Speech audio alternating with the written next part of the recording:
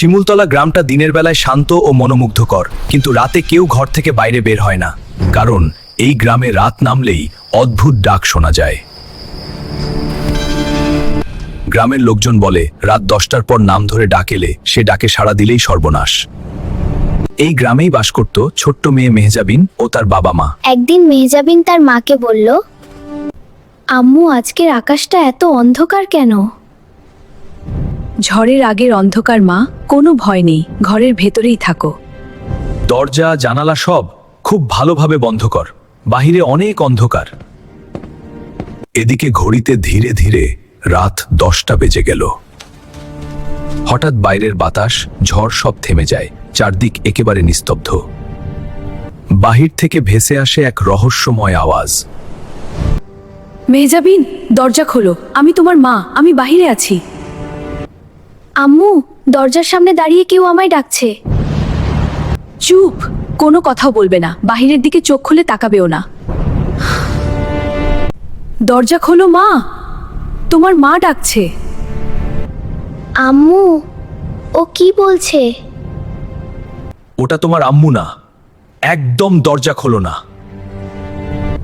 হঠাৎ জানালায় আঁচড়ের শব্দ। আম্মু, জানালায় কিসের আঁচড়ের শব্দ শোনা যাচ্ছে? এদিকে বাহিরে দাঁড়ানো একটা লম্বা ছায়া, যার মুখ একেবারে চুলে ঢাকা। মেহজাবিন, একবার তাকাও, আমি খুব ভয় পাচ্ছি। হে আল্লাহ, মেহজাবিন, চোখ নামাও, তাকিও না। আউযু বিল্লাহি মিনাশ শাইতানির রাজিম। ছায়াটা ধীরে ধীরে জানালায় মুখ ঠেকায় এবং ভয়ঙ্কর আওয়াজ করতে থাকে। মেহজাবিন, তোমার চোখগুলো অনেক সুন্দর, একবার তাকাও। আল্লাহু আকবার, আল্লাহু আকবার, হে আল্লাহ, রক্ষা করো। হঠাৎ বাতাস থেমে যায়, ঝড় বৃষ্টি শুরু হয়, বাতি নিভে যায়। এক মুহূর্তের জন্য ঘর অন্ধকারে ছেয়ে যায় এবং পরিবেশটা একদম স্তব্ধ। হঠাৎ ঝড় বৃষ্টি থেমে যায়, ঘরে আলো জ্বলে ওঠে এবং ভয়ঙ্কর ছায়াটি উধাও হয়ে যায়।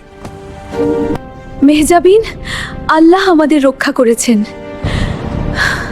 পরদিন সকালবেলা গ্রামের মুরব্বীরা সব শুনে চুপ মেরে যান।